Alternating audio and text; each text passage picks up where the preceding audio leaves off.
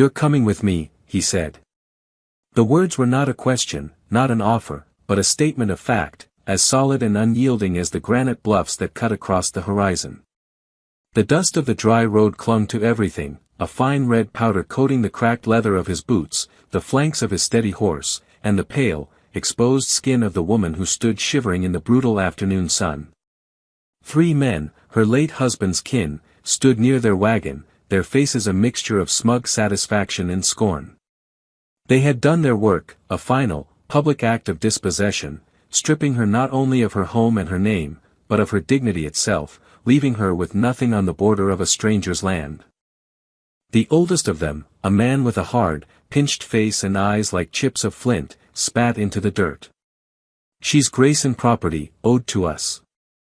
You've no business here." Abel's gaze did not waver from the woman. He saw the tremor in her shoulders, the way she stared at a point in the far distance, refusing to meet the eyes of her tormentors or her rescuer. He swung down from his horse in a single fluid motion, his movements economical and deliberate. He untied the thick wool blanket from behind his saddle and walked toward her, the space between them charged with a silence that drowned out the wind. He didn't speak again as he wrapped the heavy fabric around her, his hands careful not to touch her skin, the gesture one of profound, impersonal respect.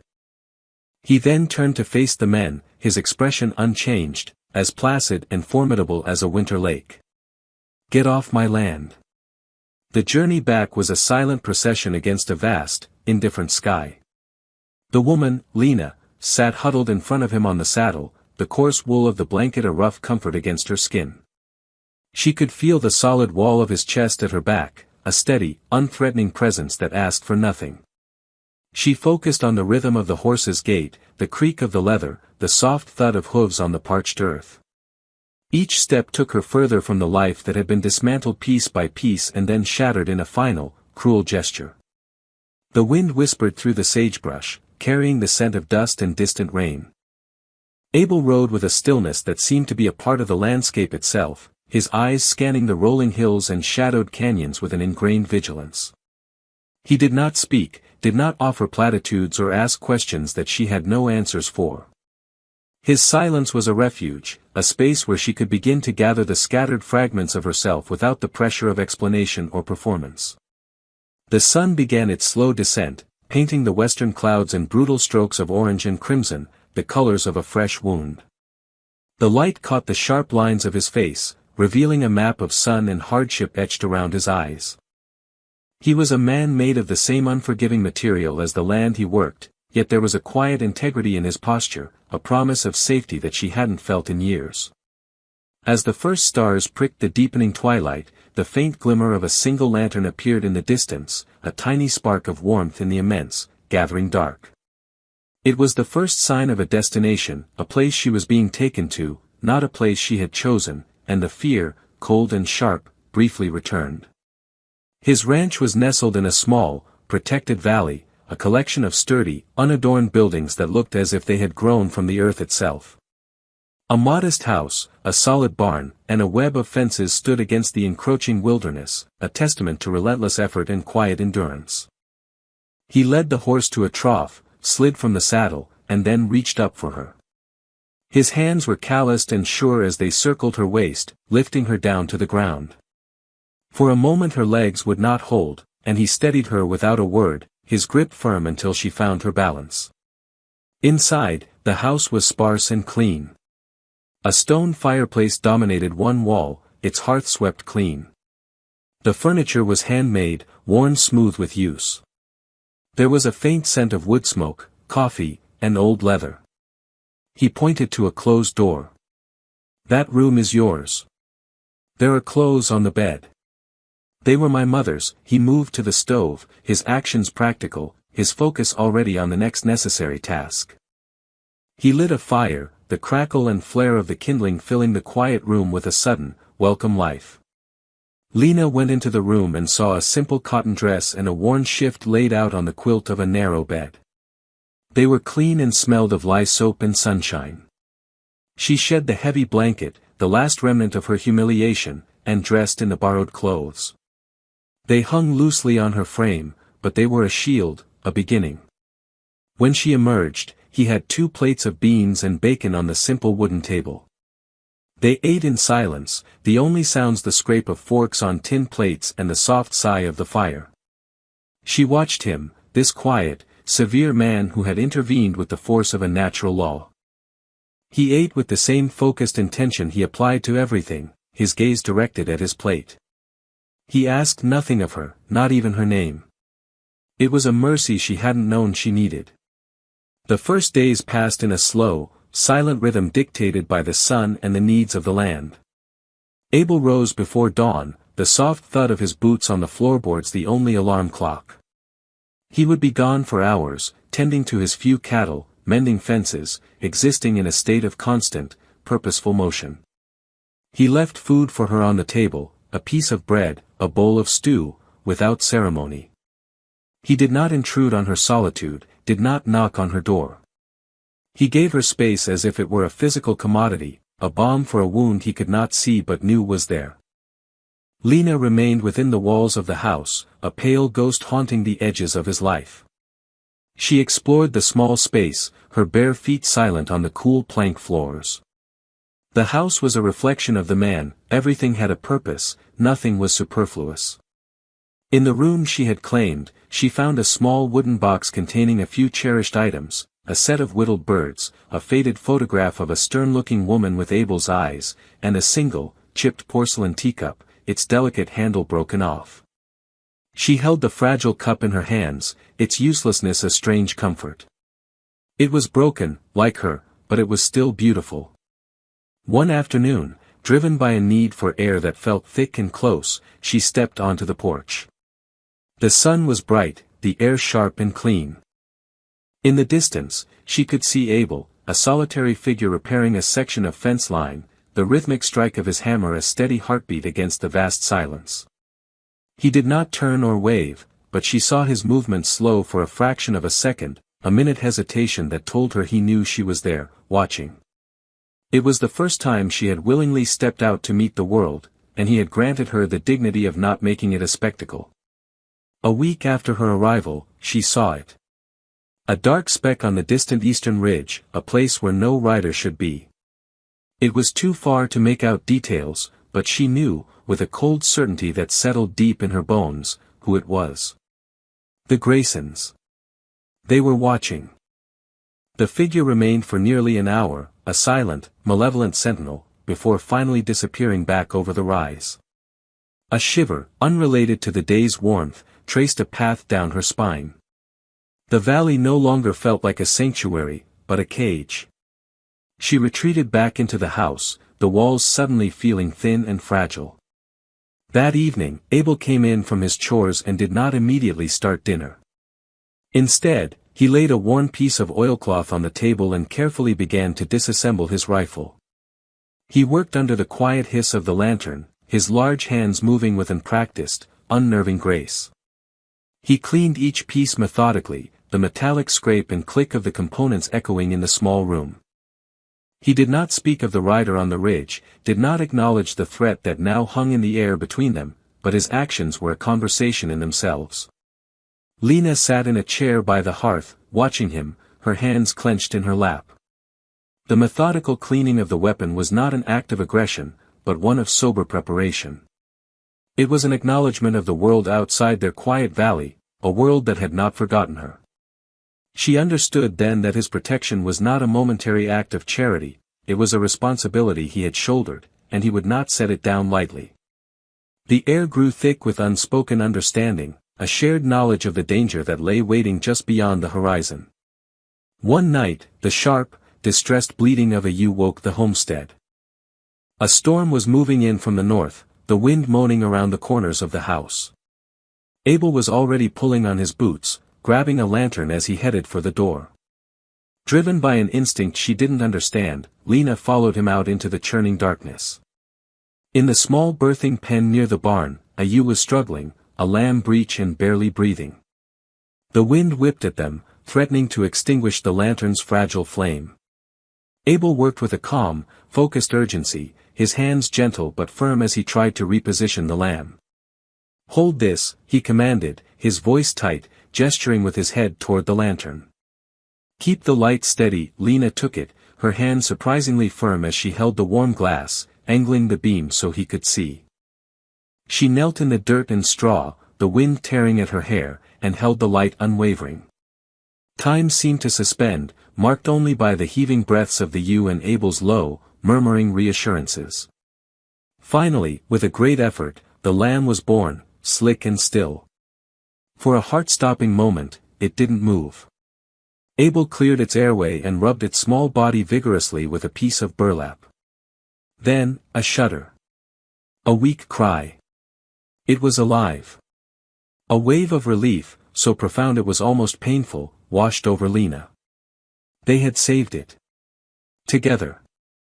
As Abel settled the lamb with its mother, he glanced at Lena, his face illuminated by the lantern she still held. His expression was unreadable, but his gaze lingered for a moment longer than usual. Later, back in the warmth of the house, as the first drops of rain began to pelt the roof, she spoke. "Thank you." The two words were small against the growing roar of the storm, but they were the first she had offered freely. He simply nodded, the gesture carrying the weight of a lengthy conversation. In the weeks that followed, a quiet transformation began. The silence between them shifted from one of necessity to one of comfort. Lena started to venture out more, first just to the porch, then to the small, neglected vegetable patch behind the house. She found a rusty trowel in the barn and began to methodically pull the weeds, her hands finding a sense of purpose in the rich, dark soil. The work was grounding, a way to reclaim a piece of the world for herself. She discovered a small spring of mint growing wild by the fence and began tending to it. One afternoon, Abel came back to find a glass of cool mint water waiting for him on the porch rail. He stopped, looked at the glass, then at her, where she sat on the steps. He picked it up and drank it all, his nod of thanks all the communication that was needed.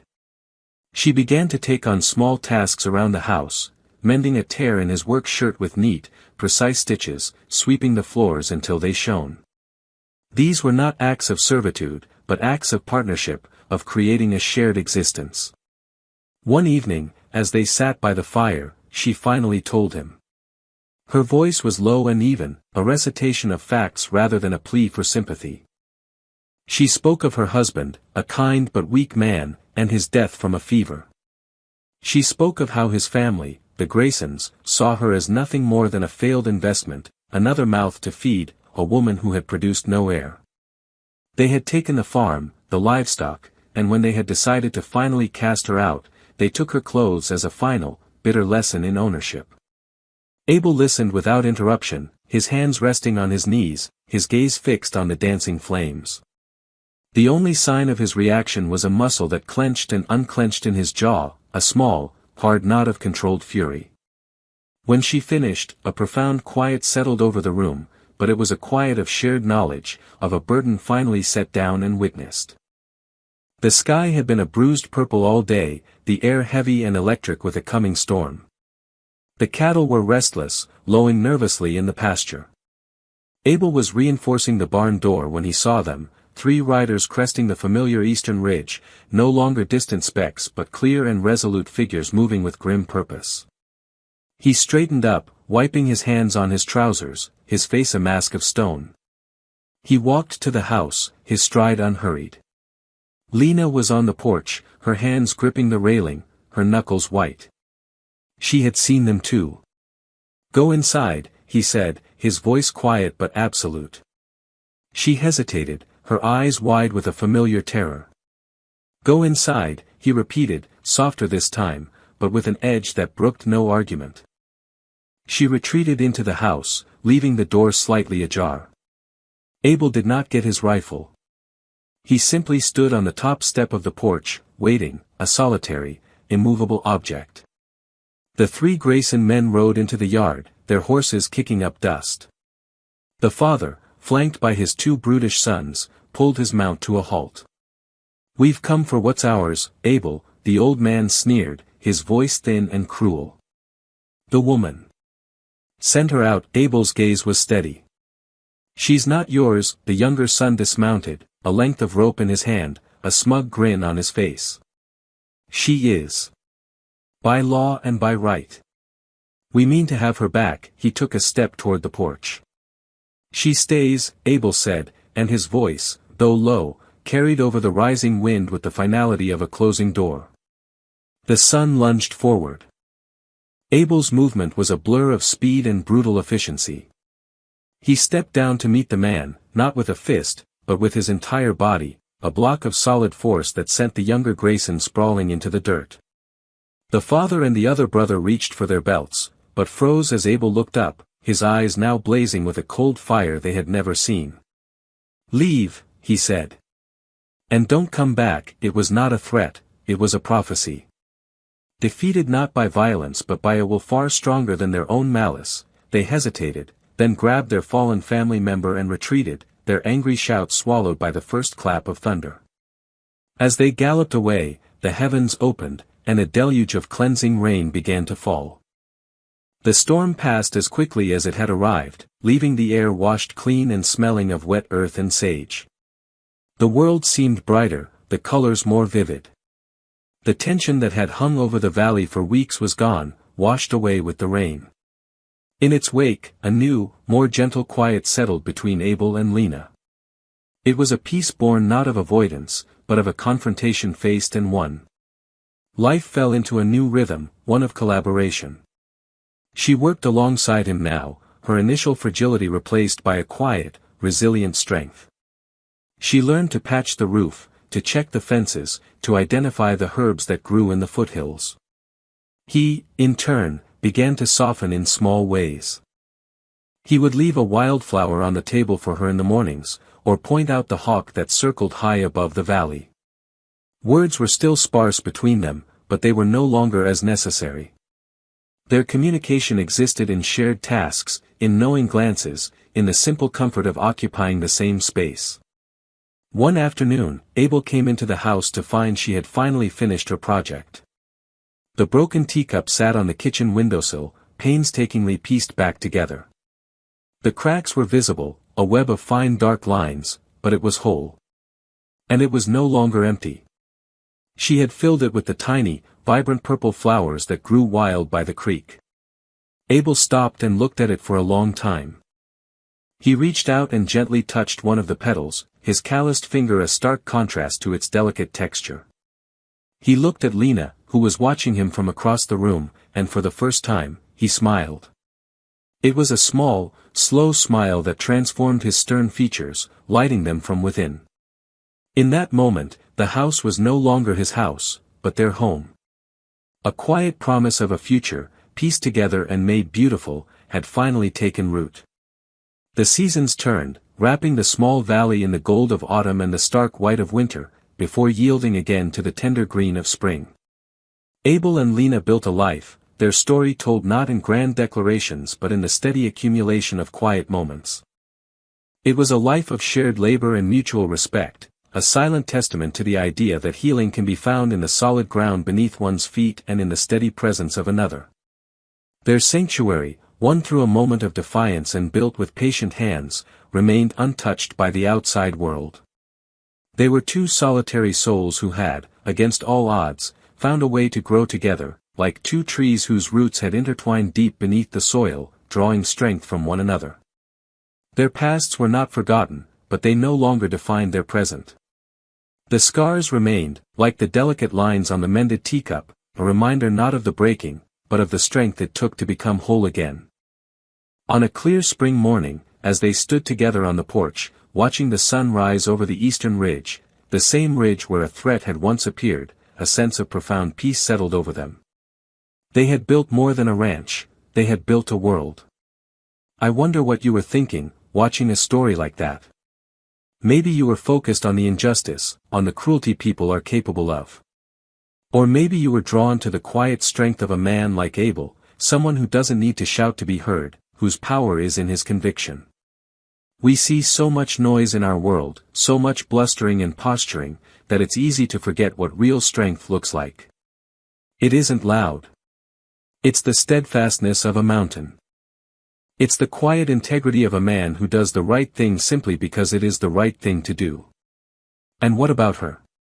The woman who had everything taken from her, left with nothing but shame. Her journey back wasn't loud either, was it? It happened in small, quiet acts. Tending a garden. Mending a shirt. Holding a lantern steady in a storm. Have you ever noticed how the biggest changes in our lives often start with the smallest, most courageous steps? It reminds us that resilience isn't about being unbreakable.